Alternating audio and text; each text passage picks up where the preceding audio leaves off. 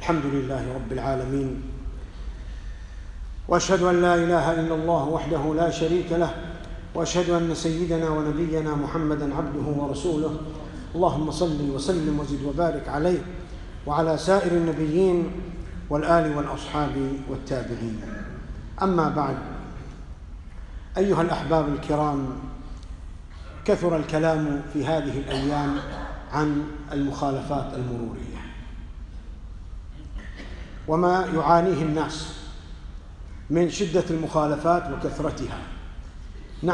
نحن صحيح أننا قد تأذينا وتأذى الناس من المخالفين، خاصة من بعض المخالفات مثل قطع الإشارة، السرعة الجنونية، مضايقة الناس في مواقفهم، تركيب هذه الأصوات المزعجة في السيارات إلى غير ذلك.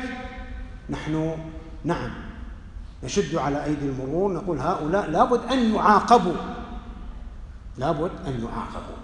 لكن ثمة مخالفات لا تستدعي ذلك. وهنا سؤال هام: هل يجوز للمرور أو غير المرور أن يأخذوا غرامات مالية على الناس مقابل أو بسبب مخالفاتهم؟ هل يجوز أن يؤخذ غرامات مالية من باب التعزير على الإنسان المخالف؟ ماذا يقول فقهاء الإسلام في هذا؟ جمهور أهل العلم والأئمة الأربعة أنه لا يجوز أخذ غرامات مالية على أي مخالفات. جمهور أهل العلم والأئمة الأربعة لا يجوز أخذ غرامات مالية على المخالفات المرورية أو غيرها، وهناك أساليب للتعزير والعقوبات غير المال. ومن أين أخذوا ذلك؟ أخذوه من نصوص، ومنها من قول الله سبحانه وتعالى: ولا تأكلوا أموالكم بينكم بالباطل وتدلوا بها إلى الحكام لتأكلوا فريقا من أموال الناس بالإثم وأنتم تعلمون. وتدلوا بها إلى الحكام، وما معنى تدلوا بها إلى الحكام؟ أي تسلطون الحاكم على أخذ أموال الناس بما توصلون له من كلام. هذا الوجه الأول، وهناك وجوه أخرى. وأيضا يستأنس أن يؤخذ المال ويسلم فيه الحكام ويتحكمون فيه، لكن الوجه الأول هو المفسر به. أيضا في قول الله: يا أيها الذين آمنوا لا تأكلوا أموالكم بينكم بالباطل إلا أن تكون تجارة عن تراض منكم. يعني في التجارة، في البيع، في الشراء. ويقول صلى الله عليه وسلم: لا يحل مال امرئ مسلم إلا بطيب نفسه. وفي حديث آخر: كل المسلم على المسلم حرام، دمه وماله وعرضه.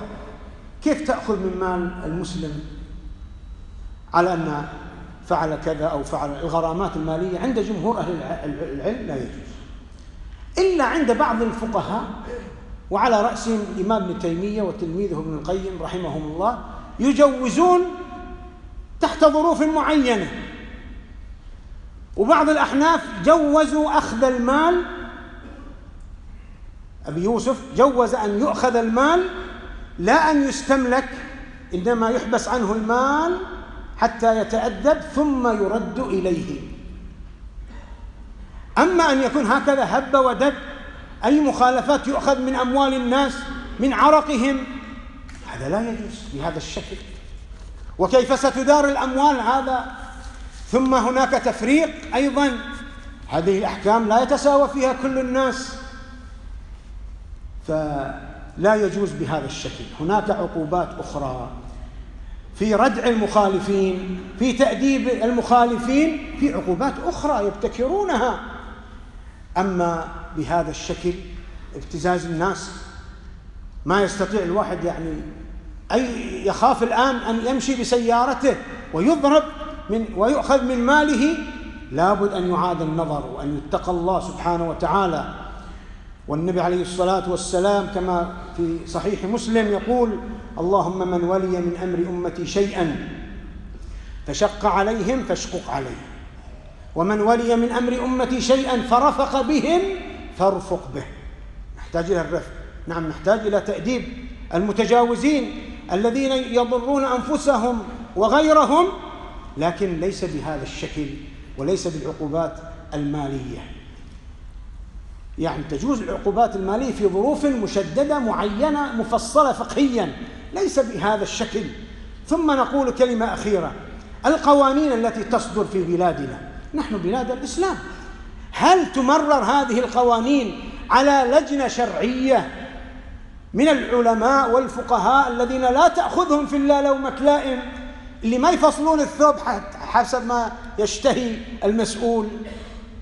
لا، ينطقون بحكم الله، لا يخافون في الله لومة لائم. هل مشاريع لابد والقوانين لابد أن تمرر على أناس متخصصين في الشريعة يشوفون الحلال والحرام ثم تعمم.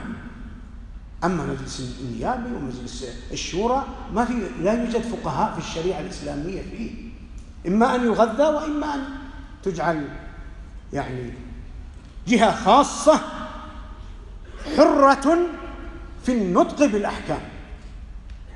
هذا إذا أردنا أن نحكم شريعة الله في كل مناحي الحياة، وهذا أمر لازم، نسأل الله لنا ولهم الهداية.